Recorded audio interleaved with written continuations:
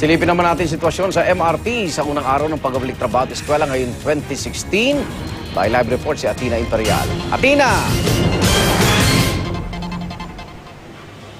Yes, Igan, dahil unang araw nga ng pasok sa trabaho at eskwela ay alas 5 ng umaga pa lang, dagsana ang mga pasahero at suki nitong MRT dito sa MRT North Avenue Station. Itong pila dito sa istasyon ay magkabilaan na po, no? Talagang ang dami nitong mga pasahero. Ang ginagawa ng mga gwardiya dito sa istasyon ay sila yung nakaantabay dito sa ating mga pasahero dahil kapag nagkumpulan na po sila dito sa may hagdan, kailangan ng patigilin yung iba, no? Dahil hindi naman na makakaabante yung iba. So, yung mga gwardiya talagang magkabilaan po, may naka-assign dyan para pahintuin yung mga pasaherong gustong umakyat naman dito sa MRT North Avenue Station.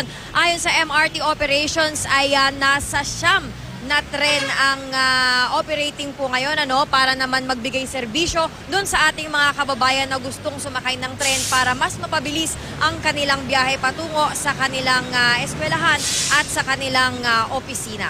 At yan muna ang pinakahuling balita mula rito sa MRT North Avenue Station sa Quezon City. Igan. Maraming salamat, Atina Imperial.